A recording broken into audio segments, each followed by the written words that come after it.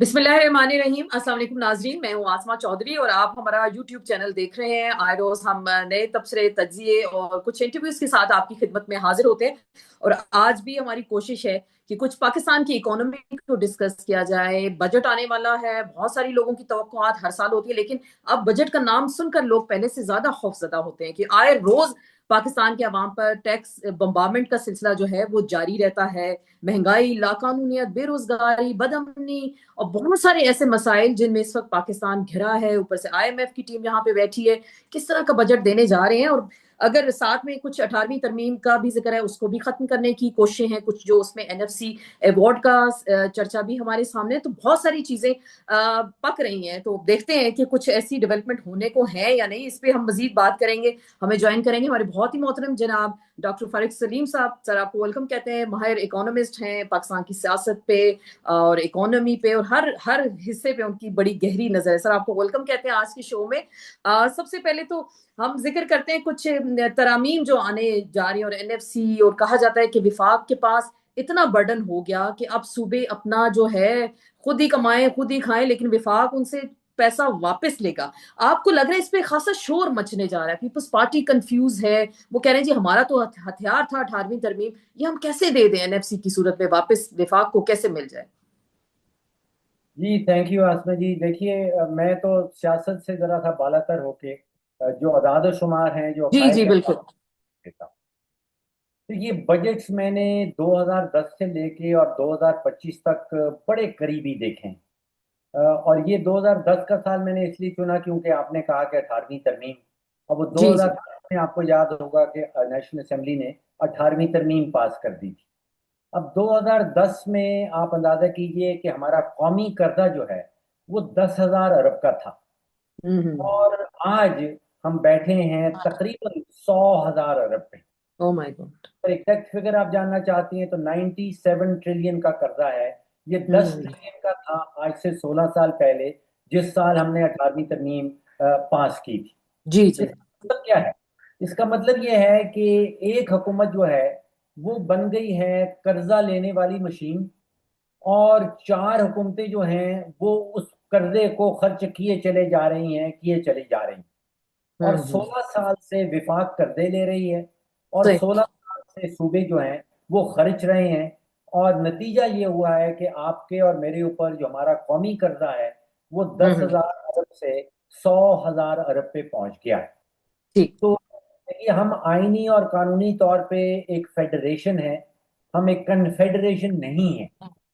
तो अगर तो फेडरेशन इस तरह चलानी है कि एक हुकूमत हो जो कर्जे लिए चली जाए, और चार हम्म। हुकूमतें हैं उन्हीं कर्जों को खर्च किए चले जाएं, और फिर कौमी कर्जा 16 सालों में 10 गुना बढ़ जाए, बढ़ जाए, तो ट्रू। असमा ये नहीं चल सकती जो फेडरेशन है। हम्म। इसको तो बदलना पड़ेगा। और जो बजट अभी आपने जिक्र किया, बजट सामने आ जी रहा जी। है। अब आप देखिए कि बजट हमारे वजीर खजाना साहब नेशनल असेंबली की फ्लोर पे खड़े होंगे, और वो ये ऐलान करेंगे, वो आपको बताएंगे, वो अवाम को बताएंगे कि इस साल विफाक की आमदन सोलह हम्म। हजार अरब की होगी। Oh my God. ये इतनी बड़ी अमाउंट सुनने के बाद हम सब खुश हो जाएंगे। उसके 1.5 मिनट के बाद हम्म। बताया जाएगा कि 16,000 अरब की आमदन, हम्म। 8,000 अरब जो है वो सूबों को बांट दिया जाएगा, 18वीं ठीक। तरमीम का है। सही। और तकरीबन 9,000 अरब, 8,000 अरब सूद की मद में मुख्तस कर दिया जाएगा। हम्म। अब आप सोचिए कि दो इखराजात हुए हैं अभी। सही। विफाकी हुकूमत की आमदन 16,000, और 8,000 सूबों को निकल गया, तकरीबन 8,000 सूद में निकल गया। तो अब विफाकी पीछे। हुकूमत जेब खाली। बिल्कुल। अब जेब खाली है। अभी 2,500 अरब का दिफा का बजट बाकी है। अभी एक हम्म। हजार अरब जो है वो फेडरल हुकूमत की सिविल गवर्नमेंट को चलाना बाकी है। जी जी तीन जी। हजार अरब की सब्सिडीज देनी है। दो बिल्कुल। हजार ग्रांट्स देनी है। 1,000 अरब की पेंशन देनी है। ये सब कहाँ से आएगा? हम्म। ये सही। बजट जो है ये 18वीं तरमीम के होते हुए आसमा में समझता हूँ कि नहीं बन सकता। आपको लगता है कि नहीं बन सके, लेकिन ये देखिए फिर सर ये एक बड़ी डिबेटेबल इशू भी आ गया, क्योंकि मुख्तलिफ जो इसमें कोलिशन पार्टनर्स हैं, स्पेशली पीपल्स पार्टी बड़ा क्रेडिट लेती थी, और मुझे याद है एनएफसी गवादर में उस वक्त साइन हुआ था, हम लोग प्राइम मिनिस्टर साहब के साथ वहां पे मौजूद थे, और बड़े तालियां बजाई गई कि जी देखें सूबों को उनके वसाइल पे पूरा हक दे दिया गया, सूबों की जो महरूमियां थी वो दूर कर दी गई।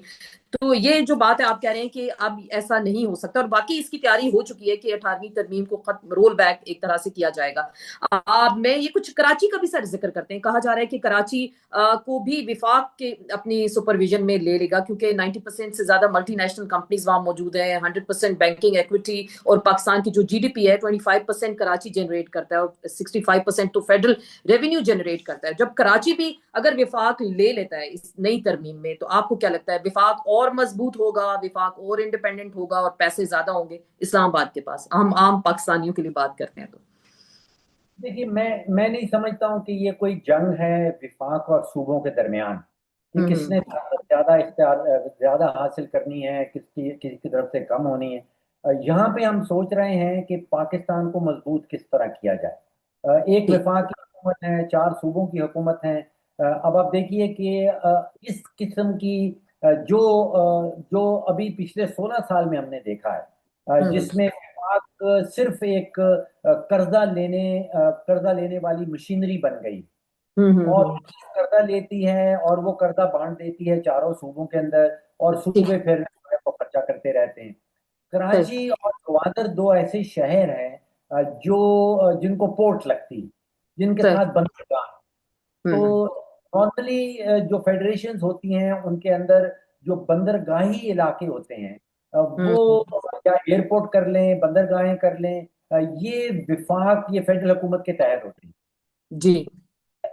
बजाय इसके कि ये सोचा जाए कि कराची से आमदन बेतहाशा होती है इसलिए विफाक उसको लेना चाहता है, ये एक असूली फैसला होना चाहिए कि बंदरगाह जो है इस वक्त, जो कराची पोर्ट है या ग्वादर हम्म। की पोर्ट, वो ऑलरेडी विफाक के जुरिस्डिक्शन में आती है। तो ठीक। उनके साथ लगने वाले जो शहर हैं, क्या उसमें कोई जस्टिफिकेशन बनती है कि वो भी विफाक के पास आने चाहिए? क्या ठीक। उससे जो हमारी जो पोर्ट की एक्टिविटीज हैं, क्या उनमें कुछ बेहतरी आ पाएगी? ये सवालात हैं, पूरे जवाबात तो मेरे पास इनके नहीं है आसमा। सही सही। लेकिन बिल्कुल आप जो बिल्कुल बजा फरमा रहे हैं, और ये जाहिर बात है कानूनी और आईनी मामलात है, और इन पे अभी गौर और खौज हो रहा है सर। कुछ हम आ जाते हैं बिजली और गैस की कीमतों पे आ जाते हैं। मजीद टैक्सेस कहा जा रहा है, 23% कहा जा रहा है कि नए टैक्सेस लगेंगे। आईएमएफ का मुतालबा है कि मजीद नए टैक्सेस लगाए जाएं बिजली की मद में, गैस की मद में। ऑलरेडी लोगों ने सोलर लगा लिए, उस पर भी आपका जो बिल 1250 रुपए समथिंग आता था, वो 1900 रुपए हुआ, और अब तकरीबन 4500 से ज्यादा आ रहा है अगर आपका ग्रीन मीटर है। तो ये जो इस पे मजीद आप टैक्सेस लगा रहे हैं, तो क्या अवाम क्या करेंगे, वो कहाँ जाएंगे? पेट्रोलियम लेवी आप देख रहे हैं क्या थी, आप 5 साल पहले मेरे ख्याल से 10 रुपए थी शायद, तो अभी 117 रुपए से है, और इससे भी कहा जा रहा है ऊपर जाएगी। उन्होंने कहा मुतालबा किया, तो लोग क्या जीना छोड़ देंगे? इसमें क्या? ये हालात वाकई में मुश्किल हैं, और 2022 में मुझे याद आता है कि ये 10 रुपए थी, और फिर जी। इसको डबल कर दिया गया था 20 रुपए में, और अब ये 117 रुपए पे बैठी।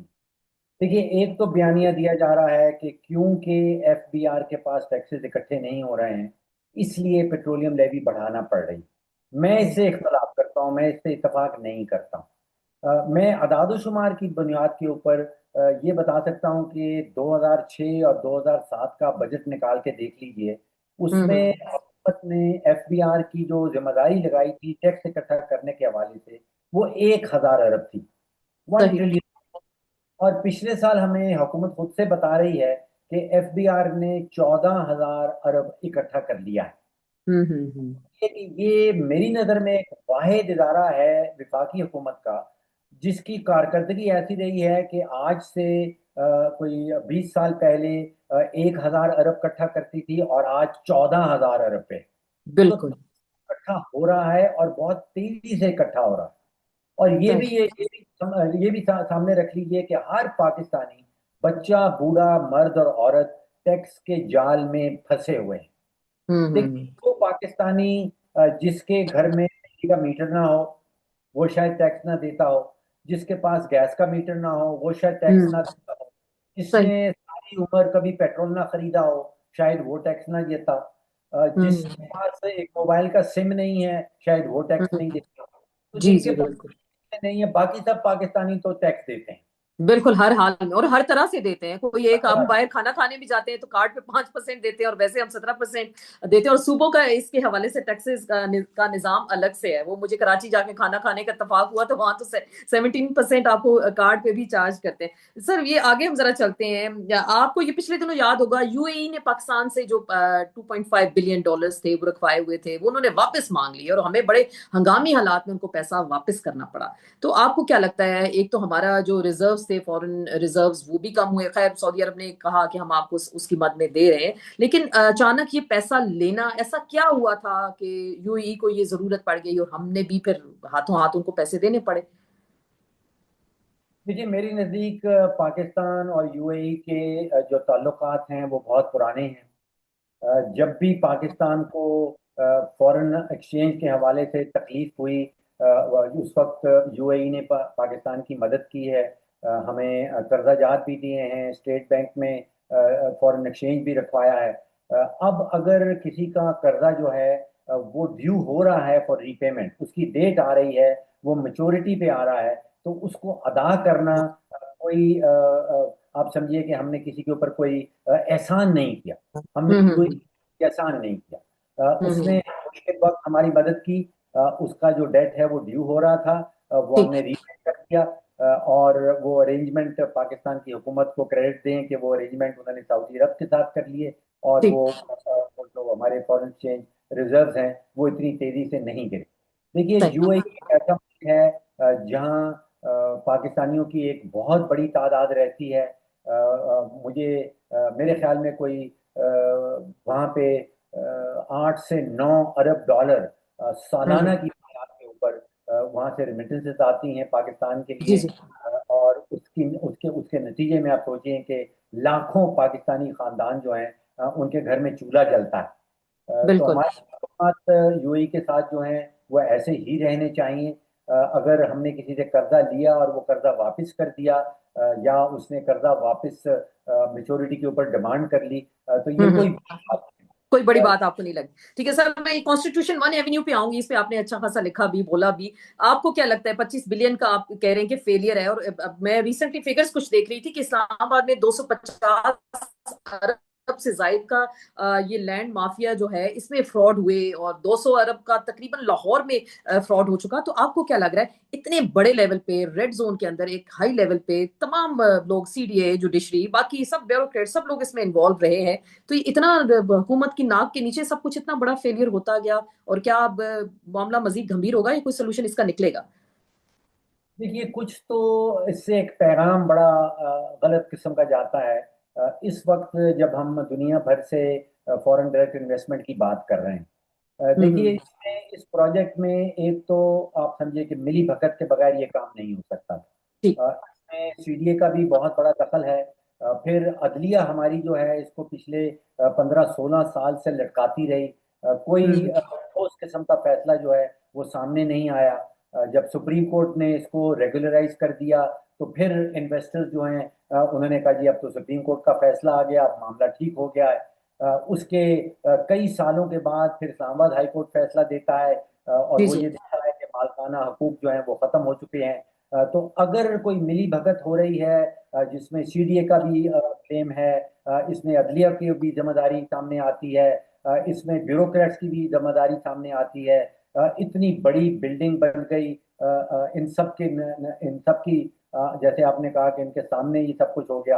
हम्म, इसमें तो बोनाफाइड बायर्स हैं सही। जिन्होंने यकीन किया, जिन्होंने अपनी कमाई हुई, मेहनत की कमाई हुई ट्रू। है उसके अंदर लगा दी।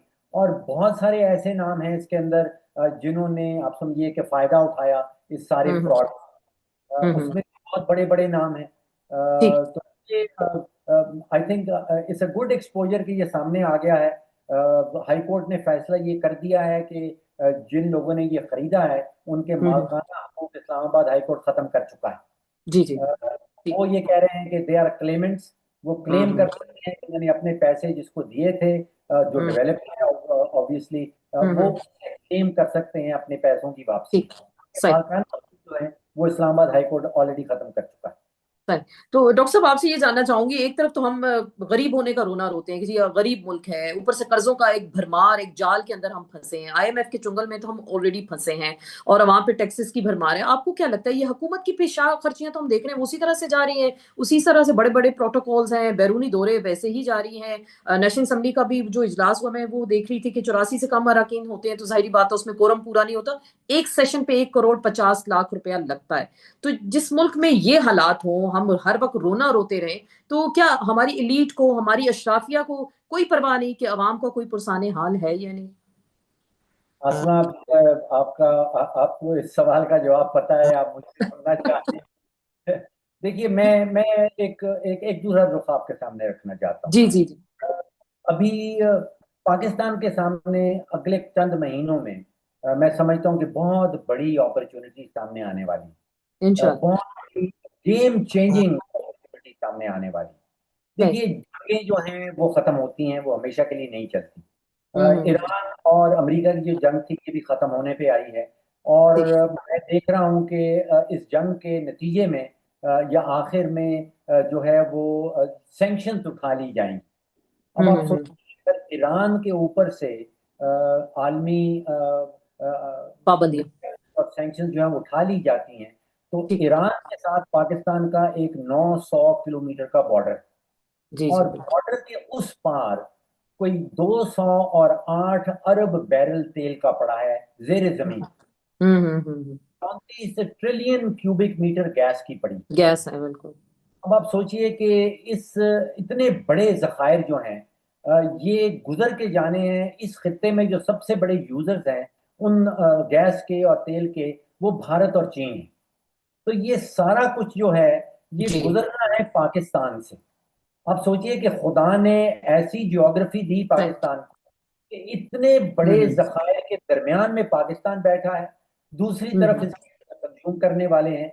तो ये यहाँ से गैस की पाइपलाइंस, यहाँ से तेल की पाइपलाइंस, और उनमें जो ट्रांजिट फी कहलाती है, अरबों जी जी। डॉलर ट्रांजिट फी सही। पाकिस्तान इकट्ठी कर सकता है। और ठीक। उसी दौरान आप सोचिए कि अभी हम गैस ले रहे हैं 16 17 18 डॉलर की आलमी मंडी से, और ये बिल्कुल। ईरान की गैस हम्म। कोई 6 7 8 डॉलर की। और अगर सस्ती गैस हम्म। पाकिस्तान आती है, हमारे पास ऑलरेडी इतने बड़े बड़े बिजली घर लगे हैं, कोई 45,000 सही। Megawatt capacity. अगर सस्ती गैस आती है, सस्ती बिजली निकलती है, आप सोचिए कि हम्म। सस्ती बिजली के नतीजे में हमारी एक्सपोर्ट इंडस्ट्री कंपेरेटिव हो जाती है, हम्म। नई नौकरियां निकलने हम्म। लगती हैं।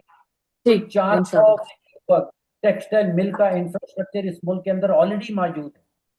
आप सोचिए कि अगर सस्ती गैस आती है, कोई 70 लाख टन खाद प्रोड्यूस करने की कैपेसिटी ऑलरेडी इस मुल्क के अंदर मौजूद है। अगर सस्ती हम्म। गैस उसको सप्लाई करते हैं, तो आप सोचिए कि आपकी और मेरी खुराक भी साथ में सस्ती हो जाएगी जब खाद ठीक। सस्ती हो जाएगी। तो सही। Opportunity in the following few months बहुत सारी आने वाली हैं। आपको लग रहा है कि ऐसा होपफुली इंशाल्लाह अल्लाह करे कि हो ऐसा।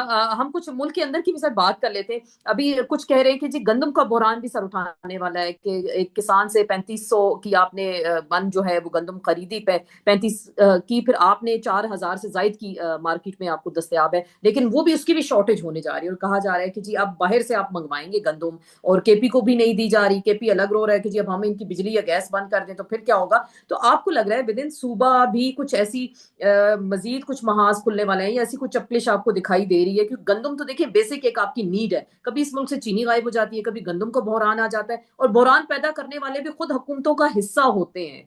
तो जरा इस पर रोशनी डालें ना कि कैसे हम छुटकारा पा सकते हैं। जी, देखिए, ये बहरान तो है। असल सवाल वही बनता है जो आपने आखिर में कहा कि इससे छुटकारा कैसे हासिल कर सकते हैं। सही। आपने दो फसलों का जिक्र किया, आपने गन्ने का जिक्र किया और आपने गंदम का जिक्र किया। बिल्कुल। तीन बड़ी फसलें हैं पाकिस्तान के अंदर। एक तो गन्ना है, एक गंदम है, और एक चावल है। जी जी। तो जो आपने गंदम का जिक्र किया उसमें हुकूमत की बेतहाशा मुदाखलत है। वो प्राइसेस हम्म। फिक्स करती है, वो गंदम खरीदने लगती है, वो गंदम इंपोर्ट करती है। इसी तरह जो गन्ने की फसल है उसमें हुकूमत की बेतहाशा मुदाखलत है। उसमें हम्म। फिक्स की जाती है, उसमें ये डिटरमिन किया जाता है कि कौन चीनी की मिल बना सकता है, कोटे दिए जाते हैं। जी जी। एक फसल आसमा ऐसी है जिसमें हुकूमत की कोई मुदाखलत नहीं है, वो चावल की फसल। और आप सोचिए कि पिछले 10 सालों से हर साल हमारे पास 2-3 बिलियन डॉलर की सरप्लस जो है हम्म। वो चावल की फसल होती है, और वो हम एक्सपोर्ट करते हैं। और आपने और मैंने कभी, मुझे याद नहीं कि सुना हो कि चावल की कीमत आसमान पे पहुंच गई, कि चावल की शॉर्टेज हो गई। हमेशा चीनी हम्म। की या गंदम की चीनी और होती है। गंदम, जी जी बिल्कुल। आसान तरीन तरीका यह है कि हुकूमत जो है वो इन कारोबार से निकल जाए, वो चीनी के कारोबार से, वो गन्ने के कारोबार से, वो गंदम के कारोबार से निकल जाए। चावल के ठीक। कारोबार में हुकूमत नहीं है, और चावल का हम्म। कारोबार जो है वो फल फूल रहा है। हर साल जैसे हम्म। 2-3 अरब डॉलर की हम एक्सपोर्ट करते हैं। तो ठीक। खुदाया हुकूमत हुक्मरानी करे, और चावल की फसल और गंदम की फसल से और गन्ने की फसल से निकल जाए। निकल जाए, बिल्कुल सर। ये मुझे ये समझा दीजिए फार्मूला, जो 117 रुपए अब लेवी ली जा रही है और कहा जा रहा है टोटल पेट्रोल की मद में 198 रुपए से जायद शायद हम टैक्स देते हैं, तो आपको लग रहा है नए बजट में ये फिर लेवी बढ़ जाएगी? तो क्या पेट्रोल फिर पूरी दुनिया में अगर सस्ता होता है तो फिर हम तो लेवी की सूरत में मजीद टैक्स तो देते रहेंगे पेट्रोल की सूरत में, तो हमारे यहाँ तो फिर मुझे नहीं लगता कि पेट्रोल मजीद आगे सस्ता होगा। देखिए, जो ख्वाहिश मैंने आपके सामने रखी है, या जो अपॉर्चुनिटी आपके सामने रखी है, अगर तो तेल की पाइपलाइन आती है ईरान से, और वो जाती है भारत की तरफ, और वो जाती सही। है चीन की तरफ, तो आप सोचिए कि एक समुंदर तेल का बह रहा होगा, तो उसमें सही। से अगर कुछ बाल्टियां हम निकाल लें हमने कहा वो भी तो डुबकियां लगा के सेटल हो जाए। लेकिन वो अगर मगर की गेम है ना सब, जब तक ट्रम्प का गुस्सा ठंडा नहीं होता तो वो तो सारे मामला तो हवा में है। लेकिन बिल फर्ज जैसे कि अभी तो बजट आने वाला है, तो आपको लग रहा है कि मजीद टैक्सेस लेवी की सूरत में हमें अदा करने होंगे? देखिए, ट्रम्प का आपने नाम ले दिया, मैं एक हकीकत आपके सामने और रख दूं जी कि जी। अमेरिका की जो बड़ी एनर्जी कंपनीज हैं, इस वक्त एक्सॉन मोबिल, जी। इस वक्त फिलिप्स, हेलिबर्टन, श्रम्बरजे, इन सब की नजर जो है वो ईरान के जो तेल के और गैस के जखायर हैं दफाएं। पर लगी। वो हम्म। वो अरबों डॉलर इसके ऊपर खर्च करना चाहते हैं कि ये जेरे जमीन जखायर जो हैं इनको किसी तरह ठीक। बाहर निकाला जाए। तो ट्रम्प ठीक। का अपना इंटरेस्ट होगा कि ये ईरान के जो जखायर हैं इनको एक्सप्लोर किया जाए और इनसे फायदा उठाया जाए। और जो मैं जियोग्राफी की पोजीशन आपको बता रहा हूँ, हम्म। है हम्म। कि खुदा ने जियोग्राफिकली पाकिस्तान को ईरान, चीन और भारत के सेंटर में रखा। तो ये माशाल्लाह, जी जी बिल्कुल। मसला पाकिस्तान से है। अमेरिका खुद चाहेगा कि ईरान के जखायर को एक्सप्लोर किया जाए। चलिए, तो ऐसा आपको लग रहा है फिर ये तो फिर सुलह सफाई की सूरत में ही मुमकिन है, ये फिर जंग की सूरत में तो मुमकिन नहीं है। तो आपको लग रहा है, चले अमेरिका और ये ईरान का जिक्र आपने कर डाला, तो जाते जाते हमें ये भी बताएं कि क्या आप देख क्या रहे हैं, क्या नेक्स्ट सिनेरियो क्या बनने जा रहा है? अभी तो यही लग रहा है कि जी एक नई तैयारी में है जंग की सूरत में, और ट्रंप ने कह दिया कि जी हम तो बिल्कुल हमला किसी सूरत कर सकते हैं। तो आपको लग रहा है कुछ अमन हम देख रहे हैं इस खत्ते के अंदर? नक्शा तो आप बहुत अच्छा हमें बता रहे हैं। देखिए, बजाय इसके कि मैं आपके सवाल का जवाब अपने एज एन इंडिविजुअल दूं, जी इसका जी। जवाब एक जिसको हम कहते हैं कलेक्टिव विजडम, यानी कि इज्तमाही हिकमत, जो मार्केट जो हम्म। स्टॉक बताती है, जो तेल की फ्यूचर मार्केट बताती है, वो ठीक। क्या जवाब दे रही है वो मैं आपके सामने रख देता हूँ। देखिए, इस वक्त फ्यूचर्स की मार्केट जो तेल की चलती है, उसमें जनवरी 2027 में जो एक बैरल की कीमत चल रही है वो तकरीबन हम्म। $62 चल रही है आसपास। इसका हम्म। मतलब ये है कि जो फ्यूचर्स की मार्केट है तेल की, वो ये ठीक। सोच रही है कि ये जंग खत्म होने को है, और तेल की कीमत जो है वो बहुत तेजी से गिरने को है। तो ठीक। अगर आज आसमा चौधरी एक बैरल तेल का खरीदना चाहती हैं जिसकी डिलीवरी जनवरी 2027 में होगी, तो वो हम्म। 62 में आप खरीद सकती हैं। Okay, good good. तो जो आलमी दुनिया है, जो मार्केट्स हैं, वो ये सोच हम्म। रही हैं कि सुलह होने वाली है। वो ये सोच रही हम्म। है कि कीमत तेजी से गिरने वाली गिरने वाली है, तो चले अल्लाह करे कि यहाँ भी कुछ ऐसी हमें खुशखबरी दिखाई दे। तो कुछ आप आखिरी बात हमें बताएंगे हमारे नाजरीन को, कुछ इस बजट में रिलीफ नहीं मिलेगा? शुरू में तो आपने कह दिया 16,000 पे वो खड़े होंगे वजीर खजाना, और 8,000 तो सूबों को चला जाएगा और पीछे कुछ नहीं रहेगा। तो कोई रिलीफ मिलेगा? आप आम आदमी के लिए कोई रिलीफ देख रहे हैं? क्योंकि लोग तो हमसे कहते हैं जी आम जुबान में हमें बताया करें कि जी हो क्या रहा है फिर। है। आसमा, 16,000 -8,000 एक ऐसे इदारे के पास जिसके पास एक फूटी कौड़ी भी नहीं है, उससे हम्म। तवक्को रखना रिलीफ की, तो फिर आपकी और मेरी और अवाम की गलती। गलती है बिल्कुल। तो इसका मतलब वो जो पीछे डेस्क बजा रहे होंगे उस वक्त और ऑपोजिशन वाले कॉपियां फाड़ रहे होंगे, तो यही मंजर जो हर साल हम बचपन से शायद देखते आए हैं वो ऐसा ही होगा बजट का।